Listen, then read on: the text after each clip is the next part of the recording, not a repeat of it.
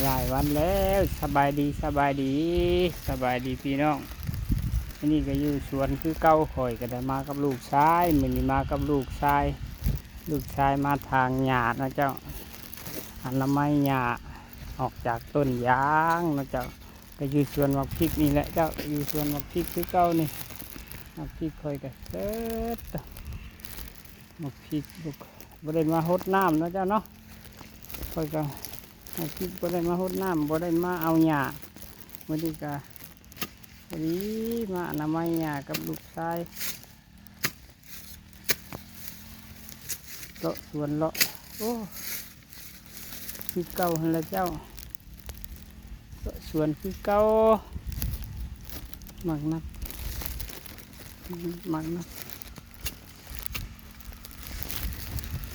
สวนมักกล้วยโอ้ยสวนมักกล้วยคือเก่านี่แหละเจ้าหน่อไม้วันนี้ก็ประมาณว่าที่ผมมีอย่างกินอีกแล้วค่อยก็อยู่ตามห้วยน้ำสวนก็เลาะห้วยเลาะสวนหาหน่อไม้นางกินคือเก่าเนาะเจ้าเนาะตามภาษาบ้านนะจ๊ะหาหน่อไม้หัวนางกินคือเก่านี่แล้วเนาะเจ้าเนาะเลาะไปตามสวนเด้อมันเด้อคือสวนกับลูกชายก็ตัดหญ้านะจ๊ะเนาะไปเบิ่งลูกชายตัดหญ้าได้บ้านี้นี่สะอาดเต็มแล้วสวนก้อยก็ได้สวนสะอาดหลายสะอาดหลายแล้วเนาะสวนนี่ลูกชายคอยมาช่วยมื้อนี้ลูกชายมาตัดหญ้าช่วยนะจ๊ะเนาะ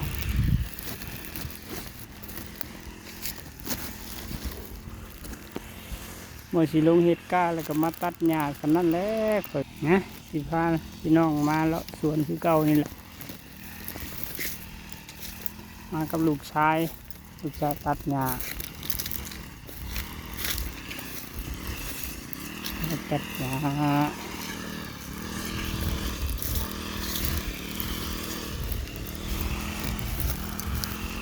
เลาะสวนไป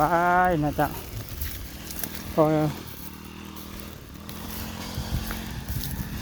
มือแรงก็ดีที่หาอย่างเด้เมื่อกินนะเจ้าเอาตามธรรมชาตินี่แหละนะโอ้ยเฮ็ดพี่น้องเฮ็ดคอนขาวออกในต้นแฮนกินได้อยู่บ่น้อนี่เนาะเฮ็ดคอนขาวอยู่ในต้นแฮนนะ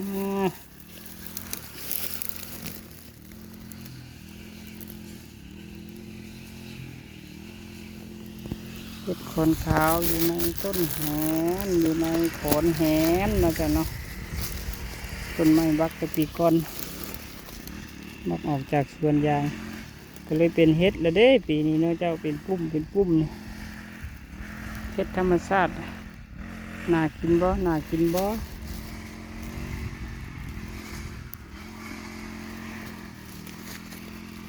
เห็ดโคนคายออกจากธรรมชาตินะเจ้าเนาะ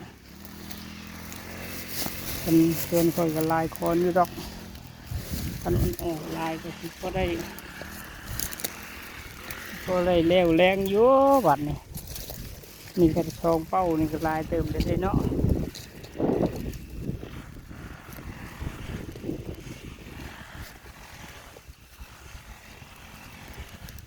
ยังลายอยู่เด้อหากะมามือเดียวเจ้าเดี๋ยวนี้ยังบ่ทันแปน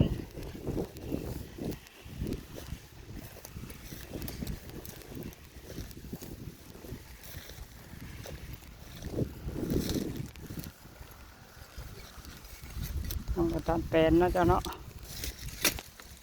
สวยหากมามือเดียวตัดซอยคอก็ไปเลาะเบิ้งมันมีฝนตกมาหลายครั้งก็เลยตัดเนาะตัดตอนนั้นนะมันหย่านถือไฟป่าเนาะเจ้าไฟป่าหย่านไฟป่ามาก็เลยบ่ตัดหญ้าก็เลยมันนี่ฝนตกดินมันซุ่มเนาะเจ้าดินมันเย็น ไฟป่าเนี่ยสิล้ำบ่ได้ข่อยก็มาตัดหญ้าแล้วบัดนี้ตัดหญ้าอนามัยสวนแล้วบัดนี้เนาะข่อยก็เลาะสวนไปซื้อดอกให้ลูกชายตัดเลาะไปตามสวนนี่แหละนี่สร้างว่าพี่น้องมากล้วยข่อยบัดสุกค่าเครืออีกแล้วกล้วยสุกค่าเครือบัดนี้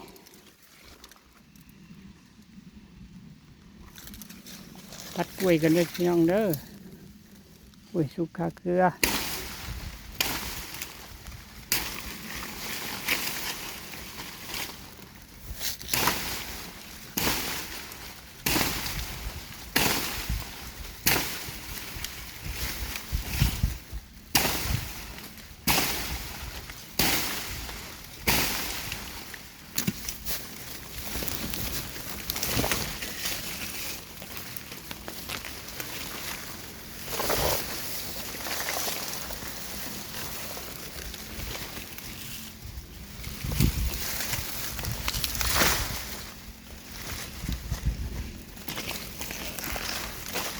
ผ้าข่อยกระโพนเนาะบักกล้วยค่าเครือนี่ก็ยันมันลมมันแตกกันดอก10 บาทนึงก็บ่ขาดผ้าก็ดี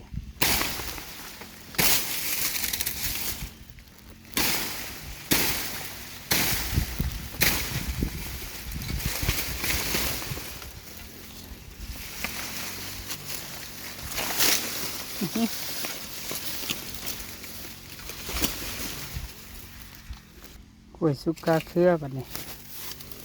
ส่วนข่อยก็สิเบิ่งสมบูรณ์พอได้อยู่ได้กินอยู่เด้อ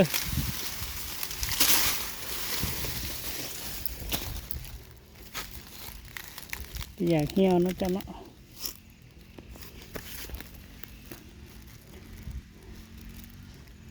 วายก็พอได้แย้งเนาะจ้ะเนาะวายก็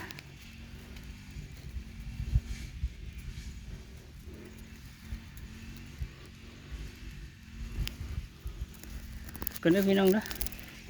โอ้ยเนาะ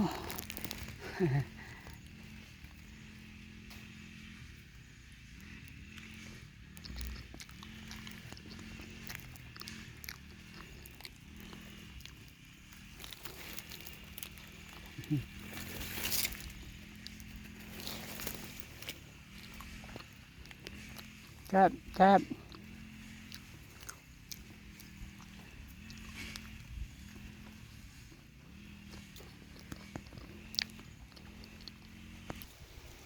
เอาควันสวนบ้านเพิ่นเนาะว่าควันสวนบ้านเพิ่นบ้านคอยกับโต้ไผ่แหมมาแต่สวนบ้านเพิ่นเนาะเจ้าหล่นแจ้งใบมันบ่มีเลยเพราะว่าไผ่มันแหมมาแต่สวนบ้านอื่นเนาะเจ้าสวนบ้านเพิ่นเด้เหลือแต่เป็นใบสีเหลืองๆเนาะเจ้าเอาควันบ้านเพิ่นเด้ออนุญาต สวนบ้านเจ้าของอันนี้หญ้าบ่หลายปานใดเนาะดินซุ่มซ่ำก็เลยมาอนามัยก็อนามัยทันกันยังดีเนาะมีลูกชายมาช่วยมื้อนี้ก็ได้มีลูกชายมาช่วยอนามัยหญ้าพุ่นแล้วก็กะสิเลาะหาของกินเมื่อไว้แรงบาทได้แล้วกล้วยได้แล้ว เฮ็ดเนาะเจ้าเนาะเดี๋ยวสิหาหน่อไม้ตื้มเนาะเจ้าเนาะ